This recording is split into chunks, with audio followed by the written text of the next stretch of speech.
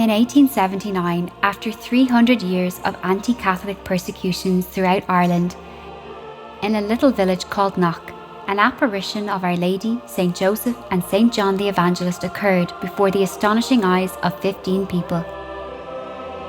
To the left of St. John was an altar on which stood a cross and a lamb surrounded by adoring angels. The appearance of the ever-immaculate Mother of God affirmed God's blessing on the Catholic faithful in Ireland. The news of the apparitions touched the hardest of hearts. The threats and tyranny over the people finally stopped. Many miracles began to occur. Over 600 healings and cures were recorded by 1880. A high altar was raised where the apparition occurred. Pilgrimages to Knock grew over the following years, and soon tens of thousands of visitors began to arrive annually. In 1932, Pope Pius XI declared Our Lady of Knock as Queen of Heaven and of Ireland at the Eucharistic Congress. Saint Mother Teresa visited in 1993.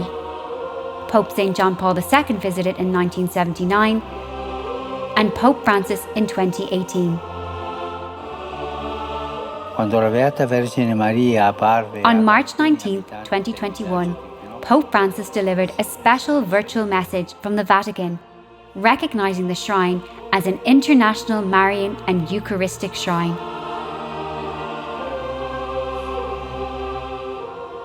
I am Aisling Byrne, and today I have set sail on a pilgrimage to this blessed site.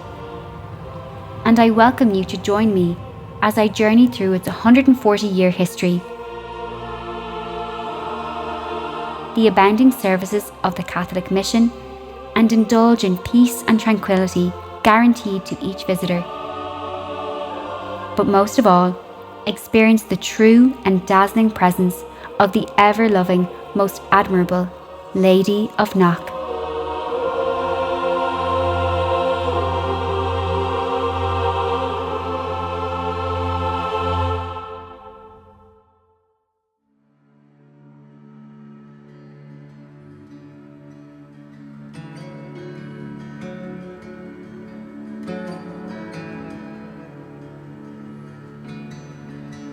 The situation of Ireland in 1879 was not a pretty one.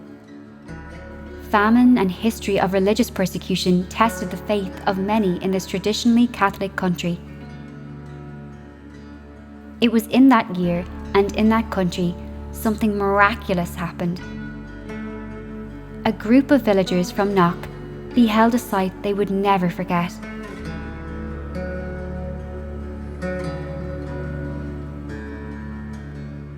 I was warmly welcomed by the keepers, the clergymen, and the many volunteers and pilgrims of the shrine. I wanted to know more about the history and about the developments that happened here in the years following the apparition. To set the stage, they described the political and social climate of Ireland in the years leading up to 1879. The village of Knock was typical of any village in Ireland in the late 19th century. At the centre stood the church, and it stood in a large field. Now, the name Knock doesn't really have any meaning in English, but it comes from the Irish name An Cnoc, which means the hill on which the village stood. And of course, when the event of the apparition happened in 1879, it was renamed Cnoc, meaning the Hill of Mary. But the people of Knock village were typical villagers of the time. Most of them were small tenant farmers. They lived on what they produced on the land. They grew potatoes, which was their main food. They saved hay and turf, and they also grew oats to pay the rent. In 1828, we had the building of the parish church, which is just the other side of this wall here. It was one of the first churches built in around the time of Catholic emancipation. Catholic emancipation took place in 1829. And the parish itself was like any other little parish in the middle of nowhere, in the middle of Ireland, or on the west coast of Ireland, the south of Ireland, wherever. And the parish just went along and wouldn't have reached any other notoriety or any other fame other than the apparition then that took place in 1879.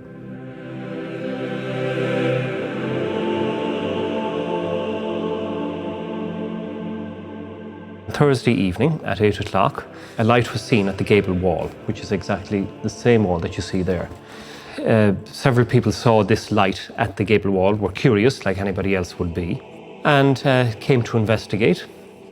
And as they approached the gable, they saw figures, as you see them today. Figures: Our Lady, St. Joseph, St. John the Evangelist, the Lamb, the cross, the altar, and what they regarded as creatures, winged creatures, angels if you like, hovering around the whole scene. Anybody could have come to see it. In fact, the whole village did come out to see what was going on. And those people that came out on that evening are who we call today the Knock witnesses. Now, the apparition lasted for about 2 hours. Rain was falling quite heavily, and they themselves were absolutely soaked wet, but that all around the apparition was bone dry, as if there was no rain falling. Obviously, word went out, and people started to come and started to visit.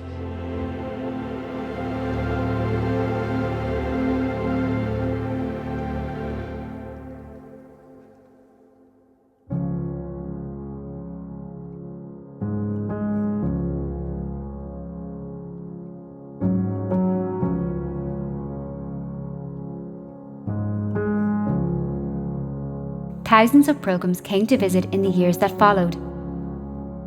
However, Knock didn't develop much until the late 1930s, when they established the Knock Shrine Society to promote the cause of the shrine. In 1935, two people set up what we called and what they called the Knock Shrine Society. That was Dame Judy Coyne and her husband Lean Coyne, who was a local magistrate. And they wanted to promote the shrine.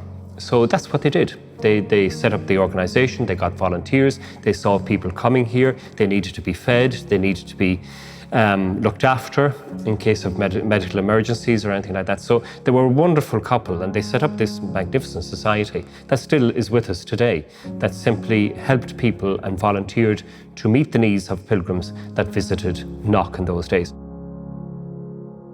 As the years rolled by, Knock developed in little bits and pieces, meeting the needs of pilgrims, of course, but really it wasn't until a priest, James Horn, came here in 1963.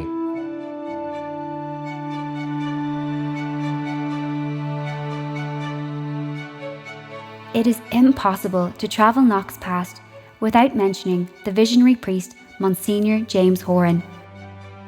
During his long service as the parish priest, he helped build this parish into the renowned international basilica it is today. He came to Knock in 1963, and he was here until his death in 1986. So a lot of the modern developments that you see at Knock really began during his time here. So during his time here, we had the building of Knock Basilica, which was an amazing development for its time in the mid-1970s in Ireland. We had the visit of Pope John Paul II, and I always say that when Monsignor Horn invited the Pope to come to Knock, that the Pope was afraid to say no, because Monsignor Horn was such a dedicated, convincing person. The shrine of Our Lady at Knock. And then James got the brainchild of having an airport, because roads in the country at that time weren't very good, and it took people a long time to get here. If they were coming from abroad, they'd have to come through Dublin Airport or Cork or Shannon, and still would take a long time to get here. So he said, the roads are too bad, let's build an airport, get them directly in, and they're here in 20 minutes. And finally, it came into commission in 1985, the first flight took off. They went to Rome on the first pilgrimage from Knock Airport.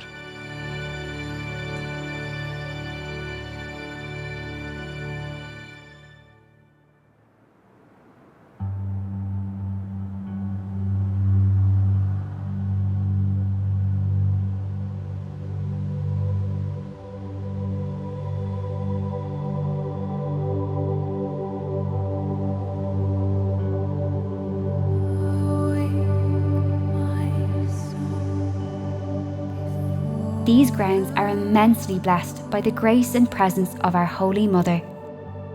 The apparition message of silence is the theme, and it brings this overwhelming sense of peace and tranquility.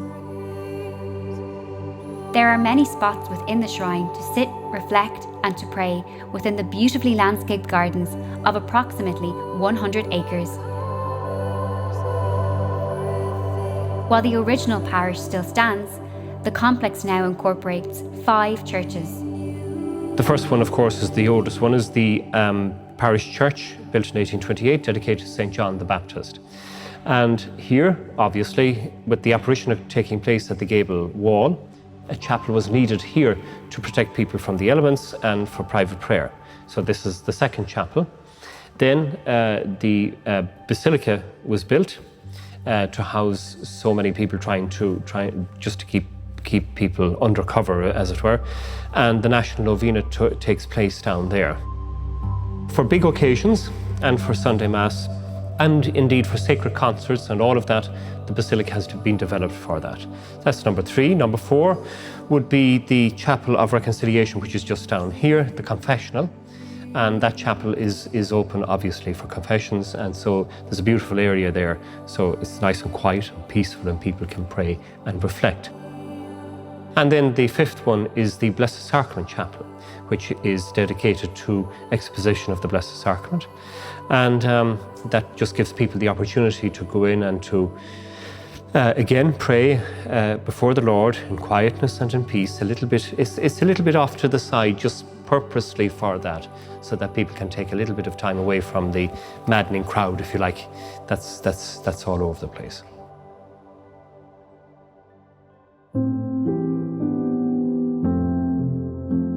The Eucharistic prayer, the richness of the sacraments, the offering of the Holy Communion, and the extent of many, many services offered within the shrine are quite overwhelming. To indulge in this serenity and to understand its purpose and vision, we must travel back to 1879. It all begins from decoding the message of the apparition. And each time that I sit in front of the apparition chapel, I think it's so attracting. And I think that's one of the messages that we say about Knock. There was no spoken message, because the people wouldn't have been very literate at the time or reading books, but it was a case of there is in front of the people, and it is, the New Testament in action, because there is, coming from the very beginning of the Annunciation story, Mary saying, okay, whatever God is asking, I will do it. Joseph is there to support her. John the Evangelist was there, and he wrote about it. And all of that, we do say about Our Lady of Knock, but the centerpiece is the Lamb and the cross. And if we lose sight of that, well, then we're not getting the story either, because the New Testament starts with the Annunciation story, but it brings us up to the book of Revelation, which is the last book of the Bible. And that is very much saying that who is going to open the seal to bring victory over evil in the world, and it is the Lamb who is victorious. And there are the angels around the Lamb saying, glory to the Lamb who is victorious and triumphal, sitting on the throne, that is our message of hope. And I think at the time of 1879, for the people of Ireland, that was, don't lose hope, that be open to the providence, be open to the things of the Spirit, just like Mary. How can this happen? That to me is a New Testament in poetry and action, if you like, or, motion.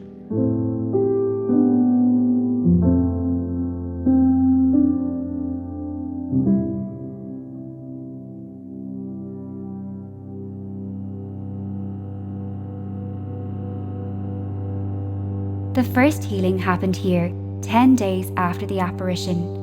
600 incidents of physical healing were recorded in the first year. Pilgrims in millions come here to rest in God's merciful hands, a place where generations have come seeking God. Thousands upon thousands of prayers have been offered here. Solemn vows have been made. It's almost as if the very walls have become permeated with prayer and saturated with God's presence. Like, it's the one place where people will say they find peace here, and they come, and there is Like we're leaving distractions, if you like, and we're just coming into the centre. Like people coming to the confessional, people coming to guided prayer, people coming to spiritual direction, people coming to counselling. I think it's a place where you can open up and say, like, this is me, and I don't have to be apologising for that. And okay, I might have my guilt and my shame and whatever, but this is me. And it's all here. God is saying, look, come to me, tell me all about your life. I will give you rest. I will give you peace. I will give you forgiveness. It's all. I got married on the 5th of June 1972, and I had our first child, Anthony.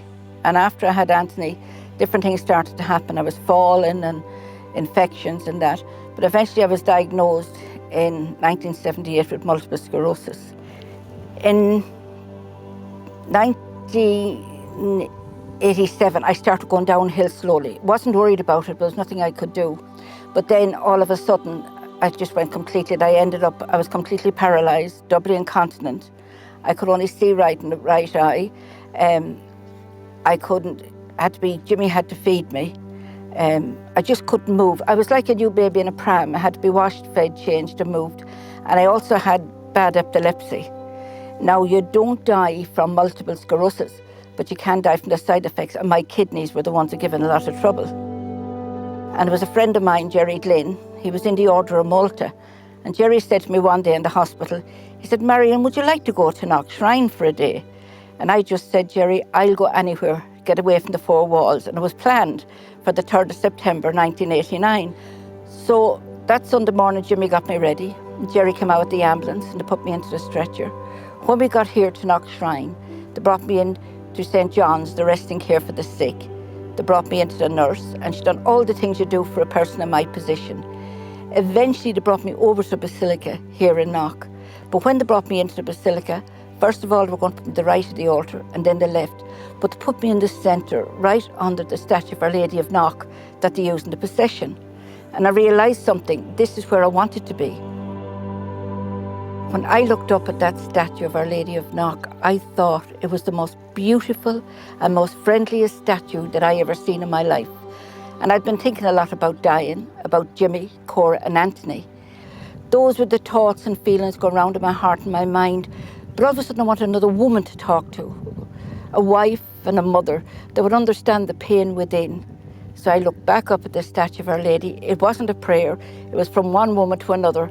And I said to her, you're a mother too, you know how I feel. But it was actually when my bishop came down with the Blessed Eucharist and the monstrance for the blessing of the sick. And he came in front of the stretcher and he held it up and he blessed me. It was at that time that I got this beautiful feeling, a magnificent feeling, and like a whispery breeze telling me that if the stretcher was open, that I could get up and walk. But when she opened the stretcher, my two legs swung out and I stood up straight. I wasn't even a bit stiff after all them years. It was Sister Antonia noticed that I was holding my head myself without the collar, that I was using my arms and hands, and that my speech was perfect. But when I stood up here in Knock, it had nothing to do with walking or moving. Just right in front of me, I seen my own heart, and it was so full of joy and peace and a love there is no end to. And it was so shiny, it was like looking directly into the sun. And then in 2019, on the day of our Dawson pilgrimage, the day that I came down when I was cured, on that day it was announced that my cure was unexplained, and my bishop done that. So now it's the first official ever in the history of Ireland.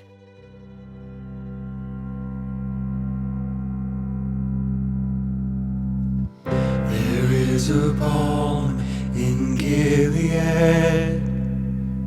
It comes like wisdom, it speaks like children. It's a sight to the blind and Organised pilgrimages, daily public masses, anointing of the sick, confessions and adoration of the Blessed Sacrament, professional counselling service, youth ministry, prayer guidance, an award-winning museum. The list of services available here at Knock could go on and on.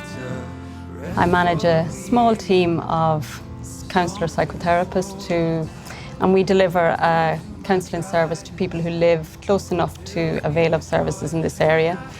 And then there's a larger team of volunteers who provide a single session listening service to people who come to the shrine on pilgrimage, or who are indeed maybe only passing on a day and decide that they would like to talk to somebody. There's a lot of young people working here now with me for summer jobs, especially a lot of local people. It's increasing the more and more young people that come to visit Knock. I know when I first started working here, I was very surprised by the amount of young visitors that we had, and whatever you can get out of your visit here is very important, regardless of your age. Trash in the remnants of all my train wrecks coming together. I truly have visited the centre of spirituality of Ireland. Like a blank page. I leave here taking with me the message of silence, the spirit of wisdom and knowledge, the message of sacrifice, and the celebration of the Holy Eucharist. I leave knowing my prayer is in the secureness of your Immaculate Heart. Dear Mother, you have chosen to remain with us by giving us your most wonderful and holy self-image. Give us the courage to bring your message of hope to everyone. O Blessed Mary, Mother of God, intercede for us. In the Immaculate Heart of Mary, we trust. Amen. There is a ball in Gilead. There is a ball in Gilead. There is a ball in Gilead.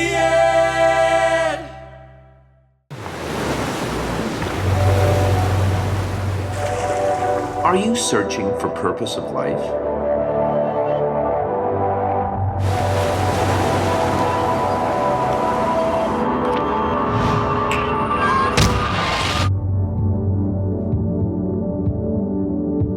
Discover your true identity. Stay tuned to Shalom World.